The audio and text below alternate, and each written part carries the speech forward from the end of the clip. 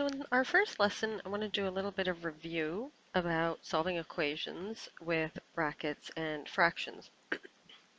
Now this is stuff from grade 9, but I want to make sure that you have skills so that you're ready for this course.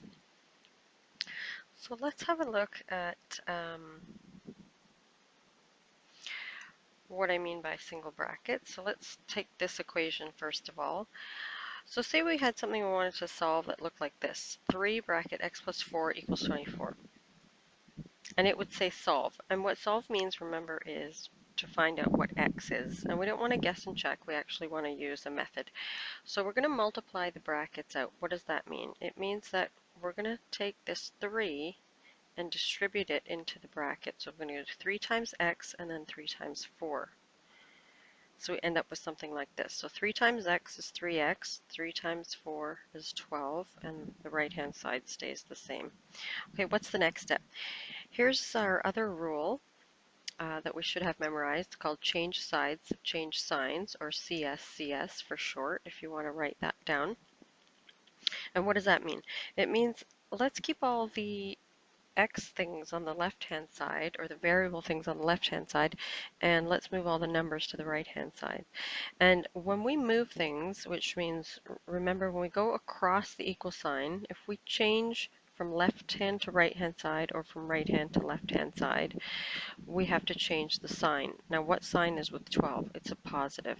So this positive 12, if I move it over to this side, the right hand side, it's going to change to a negative 12. So let's see how that looks. Okay, just like that. And we'll just tidy that up on the right hand side. 24 minus 12 is 12. And now my second rule of solving equations is called swing underneath, SSU. So if you want to write that down as well, SSU. And what swings underneath? Well, it's the 3. It's whatever is next to the x. That's the guy that you want to move. So the 3 is going to go underneath the 12. Okay, why do I call it swing underneath? Because if you think of a swing set that you might push your little brother or sister on, notice that the swings don't swing on top. Okay, they don't swing this way. A swing set always swings this way. So we don't want to put the 3 on top of the 12.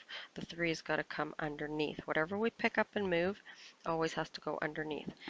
Okay, so I call that SSW, swing underneath. And so 12 divided by 3 would be 4. Okay, so that's our first equation. And that really uses the 2 rules that you will need for solving equations. You really don't need anything more than that unless we get a little bit more complicated. So what if we have, let me just step it up a notch here for you. What if we have 2 brackets, more than 1 bracket? Well, we shouldn't be scared by this because we're just using the same 2 rules. So we're going to apply the same process we did last time. We'll do multiplying the brackets out, so that means the 5 to the times the 2x, the 5 times the 1, the 4 times the x, and the 4 times the negative 2. Remember, what you also need here is your integer rules as well, just in case you're multiplying 2 negatives and or a negative and positive and things like that. Okay, so let's see what happened. 5 times the 2x was 10x. 5 times the 1 was 5. Keep the equal sign. 4 times x is 4x. 4 times negative 2 was negative 8. And the plus 10 stays. Okay, now we're going to do our CSCS rule. And remember, I said we want all the variable things on the left-hand side. So let's first identify what are we going to move. We're going to move the 4x to the left-hand side. Okay, and there's no other x's here. So let's do a quick scan. There's only one thing we want to move to the left-hand side. That's 4x. Okay, and then let's do a quick scan over here. There shouldn't be any number things on this side. So I want to move the positive 5 over to the right-hand side, and that's going to be a negative. Also notice that this 4x is positive on this side. If there's nothing in front of it, it's implied that it's positive.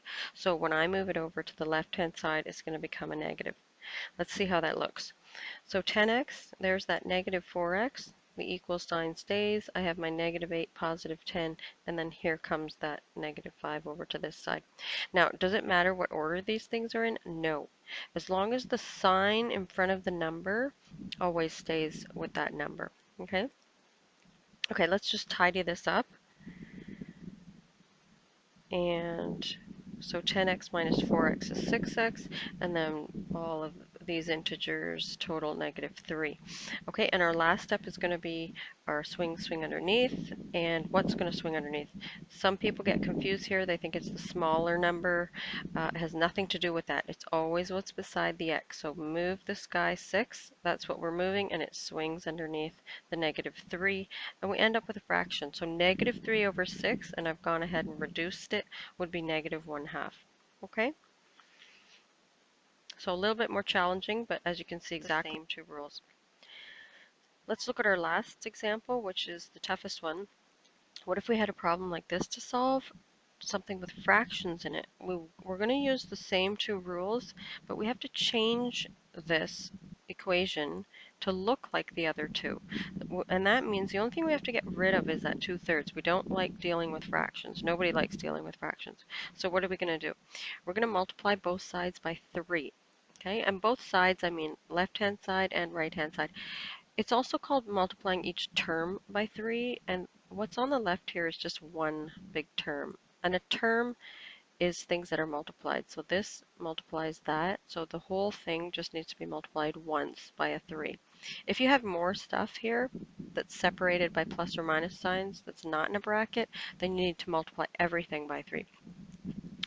So we're going to multiply this side by 3 and this side by 3. Now when I multiply this fraction by 3, the 3 on the bottom will cancel the 3 that I'm going to multiply by.